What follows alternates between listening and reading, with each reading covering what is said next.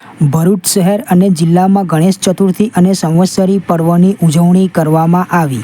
ભરૂચ શહેર અને જિલ્લામાં આજે ગણેશ ચતુર્થી અને સંવત્સરી પર્વની ભક્તિભાવપૂર્વક ઉજવણી કરવામાં આવી રહી છે. આપણો ભારત દેશ અનેક વિવિધતાઓથી ભરેલો છે. આપણા દેશમાં ભાષાની, રીત-રિવાજની, વેશભૂષાની અને ધર્મની વિવિધતા વચ્ચે એકતાનો સુમેળ જોવા મળે છે. આપણા દેશના પ્રત્યેક ધર્મના તહેવારો ખૂબ ધામધૂમથી ઉજવાય છે. ભાદરવા સુદ ચોથનો મંગલ દિવસ એટલે વિનાયક ચોથ, જે ગણેશ ચતુર્થીના નામથી ઓળખાય છે, તે આખા દેશમાં ખૂબ જ ધામધૂમથી ઉજવાય છે. આપણા દેશમાં પ્રત્યેક શુભ કાર્યની શરૂઆત ગણપતિ બાપાના નામથી થાય છે. આપણા રાષ્ટ્રનેતા લોકમાન્ય તિલકે ગણપતિને રાષ્ટ્રીય દેવતા રૂપે વધાવ્યા હતા અને ગણેશોત્સવની શરૂઆત કરી. ગણપતિ બાપાને ઓમકારના પ્રતીક સમાન માનવામાં આવે છે, એટલે સર્વ શુભ માંગલિક પ્રસંગ ગણપતિની અર્ચનાથી કરવામાં આવે છે. દેવોના દેવ મહાદેવની ભૂલ અને ક્રોધના કારણે ગણપતિનો શિરચ્છેદ થયો હતો અને પછી ગણપતિના ધડ પર હાથીના મસ્તકનું રોપણ કરવામાં આવ્યું હતું. ગણપતિના આ સ્વરૂપથી પાર્વતી ખૂબ દુઃખી થયા. ત્યારે મહાદેવે તેમને આશ્વાસન આપતા કહ્યું કે હે દેવી, સંસારનું કોઈપણ મંગલ કાર્ય ગણપતિની વિઘ્નહર્તા તરીકે સ્થાપના કર્યા બાદ જ શરૂ કરવામાં આવશે. તમારો પુત્ર રિદ્ધિ સિદ્ધિનો દાતાર ગણાશે. તમારા પુત્રની પૂજા અર્ચના કરનાર બધા વિઘ્નો દૂર થશે અને તેમની મનોકામના પૂર્ણ થશે. મહાદેવજીની આ વાતથી માતા પાર્વતીને સાંત્વન મળ્યું. દિવસે દિવસે ગણપતિના ભક્તોની સંખ્યામાં સતત વધારો જોવા મળે છે. માત્ર ઘરમાં જ નહીં, પરંતુ શેરીઓમાં, ગલીઓમાં, સોસાયટીઓમાં બધે જ લોકો હવે હોંશથી ગણેશ સ્થાપના કરીને ધામધૂમથી ગણેશ ચતુર્થી ઉજવે છે. ગણપતિ બાપા માટે સુંદર મંડપ બાંધવામાં આવે છે અને અનેક જુદી જુદી રીતે તેમનું સુશોભન કરવામાં આવે છે. રોજ આરતી કરીને વિવિધ પ્રસાદ ધરાવવામાં આવે છે.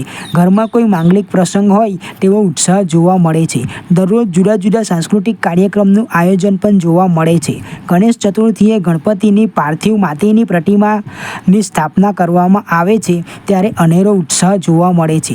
લોકો આ ગણેશ ચતુર્થીનો આ ધાર્મિક તહેવાર ઉલ્લાસ, આનંદ અને ઉત્સાહભેર ઉજવે છે. આજના દિવસે ઘરો અને પંડાલોમાં ભગવાન ગણેશની મૂર્તિની સ્થાપના કરી 10 દિવસ સુધી પૂજા અર્ચના કરવામાં આવે છે.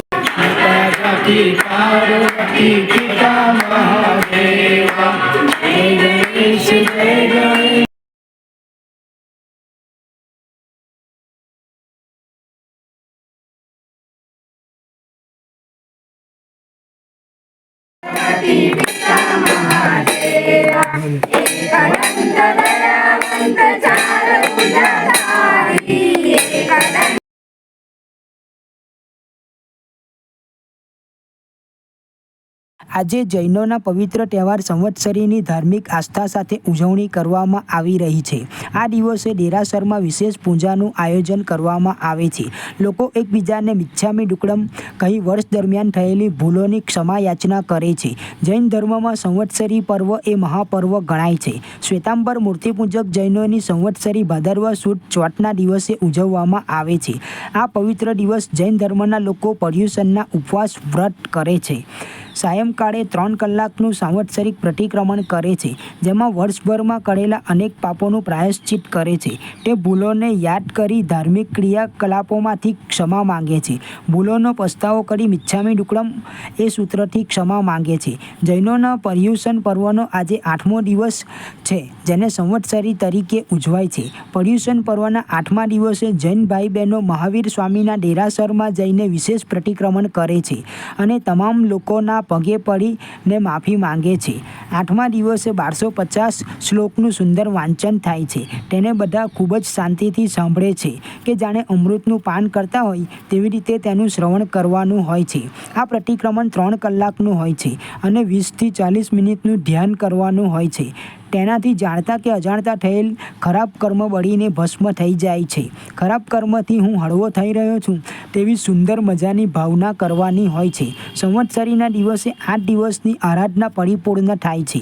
આ દિવસે બધાને મિચ્છામી દુક્કડમ કહેવાનું હોય છે અને નાના કે મોટા સૌની માફી માંગવાની હોય છે. શાસ્ત્રોએ કહ્યું છે તેમ મૈત્રી ભાવનું પવિત્ર જળનું મુજ હૈયામાં વહ્યા કરો એવી શુભ ભાવના કરવાની હોય છે. જાણતા કે અજાણતા કોઈ દોષ કે ભૂલ થઈ હોય, કટુ વચન કહી દીધા હોય કે શ્રાપ આપ્યો હોય તો મિચ્છામી દુક્કડમ કરીને સૌની માફી માંગવાનો અને માફી આપવાનો દિવસ છે. આ દિવસનું આ જ તત્વજ્ઞાન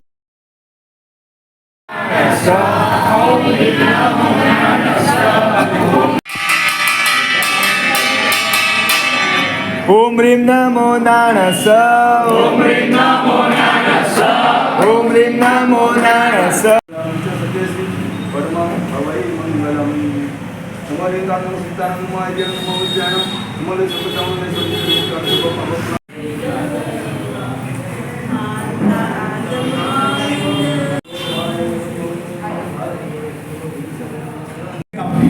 આપણે વિચારવાનું પરીક્ષણ કેટલા સરસ થયા એ બી સરસ પરીક્ષણનો માહોલ છે.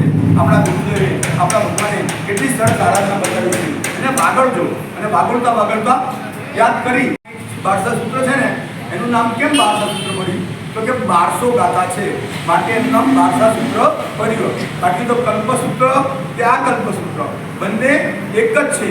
આમાં મૂળ ગાથા છે. પ્રણામ, જય જીનેન્દ્ર. પર્યુષણના મહાપર્વનો આજે 8મો મુખ્ય દિવસ એટલે કે સમાપના દિવસ. આખા વર્ષ દરમિયાન જે કોઈને આપણા વતી અમારા વતી કે જેનાથી પણ કંઈ બંદૂક થયા હોય શબ્દોથી વચનથી ભાવથી કે અન્ય રીતે કંઈ પણ ઠેસ પહોંચી હોય એના માટે આજે સમાપના માંગવાની હોય છે. પ્રભુજીનો સંદેશ છે કે આપણે રોજ સમાપના કરવી જોઈએ, રોજ સમાપના માંગવી જોઈએ બધા પાસે. પણ જો એ બધું ના કરી શકતા હોય તો આજના દિવસે તો મુખ્ય સંવત્સરીનું પ્રતિક્રમણ કરતાં પહેલાં ચોક્કસ આપણે બધાને ખમાવવા જોઈએ અને સમાપના માંગવી જોઈએ. બસ આ જ જૈનોનો સંદેશ છે, જીઓ ઓર જીને દો. અને એ જ રીતે ખમાવીને અને બસ મોક્ષ માર્ગે પ્રયાણ કરવાનો છે. બોલો જૈન શાસન દેવ કી.